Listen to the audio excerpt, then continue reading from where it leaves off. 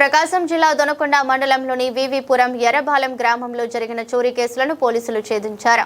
ఇద్దరు నిందితులను అరెస్ట్ చేసి కోర్టుకు హాజరుపరచగా న్యాయమూర్తి రిమాండ్ విధించినట్లు దర్శి సీఐ వై రామారావు తెలిపారు. దర్శి పోలీస్ స్టేషన్లో మీడియాకు వివరాలు వెల్లడిస్తూ 2025 జనవరి నెలలో రాత్రి సమయంలో గుర్తు తెలియని దొంగలు ఇళ్లలోకి చొరబడి బంగారం, వెండి ఆభరణాలు, మొబైల్ ఫోన్లు దొంగిలించినట్లు తెలిపారు. ఈ ఘటనలపై దొనకొండ పోలీస్ స్టేషన్లో ఫిర్యాదు చేయడం జరిగిందన్నారు. దర్యాప్తులో భాగంగా మదిపాడు మండలం దొడ్డారం గ్రామానికి చెందిన నాగులూరి బాలకృష్ణ, పొదిలి మండలం ఉప్పలపాడు గ్రామానికి చెందిన నాగులూరి ఇమాన్యుయల్ అనే ఇద్దరు నిందితులను పోలీసులు గుర్తించి అరెస్ట్ చేశారు. వారి వద్ద నుంచి 2 ముక్కు పుడకలు, 1 జత బంగారం చెవిదుద్దులు, మాటిలు, 1 బంగారం ఉంగరం, 2 జతల వెండి పట్టీలు, 1 వెండి బ్రాస్లెట్, 2 వెండి ఉంగరాలు కలిపి సుమారు 38 తులాల వెండి వస్తువులు స్వాధీనం చేసుకున్నారు. మొత్తం సుమారు 2,20,000 విలువైన ఆస్తిని రికవరీ చేసి కోర్టుకు అప్పగించినట్లు తెలిపారు.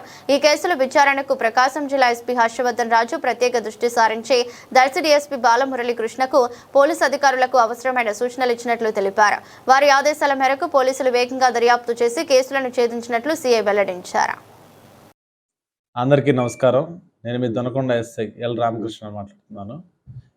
రీసెంట్గా 2025 జనవరిలో హౌస్ బ్రేకింగ్ జరిగింది. ఎక్కడ మన దొనకొండ మండలంలో ఎర్రబాలెంలో మరియు ఇక్కడ వివిపురంలో జరిగింది.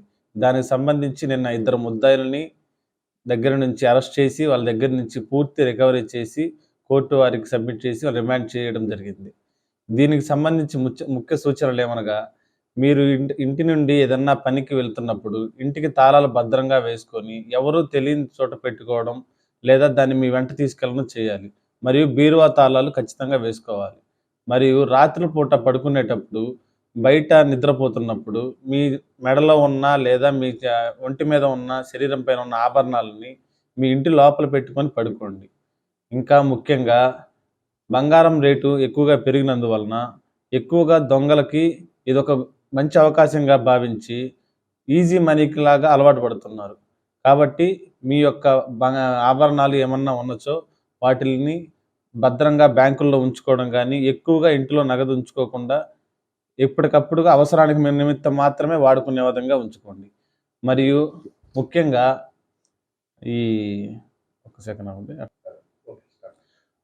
ఊరిలోకి ఎవరైనా మీ పల్లెటూరులోకి కొత్తవారు విధి విధాల వేరే వేరే పనులపైన వచ్చినప్పుడు వారిని మీ యొక్క అనుమానం ఉన్నచో వెంటనే వాళ్ళని విచారించి మీకు ఏదైనా ఇబ్బంది జరుగుతుంది అని అనిపిస్తే వెంటనే మాకు సమాచారం అందిస్తే మేము అతన్ని విచారించగలం.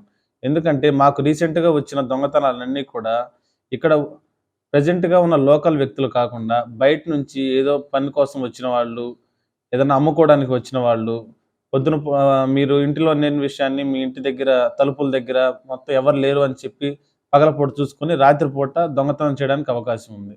కాబట్టి ఊరిలో కొత్త వాళ్ళు ఎవరైనా వచ్చిన వెంటనే మాకు సమాచారం ఇవ్వండి.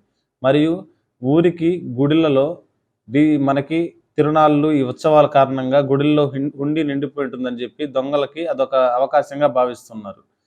హుండీలో నిండిన వెంటనే తర్వాత మరుసటి రోజు అన్ని ఖాళీ చేపించుకొని గుడికి సంబంధించిన కమిటీ సభ్యులు ఒక బ్యాంక్ అకౌంట్ క్రియేట్ చేసుకొని దాంట్లో వేసుకోగలరు. గుడి ఆభరణాలన్నిటిని బ్యాంకులో దాచుకోగలరు. మరియు గుడి చుట్టుపక్కల ప్రెమిసెస్లో, గుడి లోపల, ఊరికి ఎంట్రన్స్ ఎగ్జిట్లో అందరూ కలిసి సీసీ కెమెరాలు ఏర్పాటు చేసుకోవడం వల్ల ఈ నేరాలను నియంత్రించగలం. ముఖ్యంగా ఊరి జనాభా మీరు తీసుకునే బాధ్యతను బట్టి మీ యొక్క దొంగతనాలు వీటిల్ని అరికట్టగలం. ఇంకేం చెప్పమంటారా?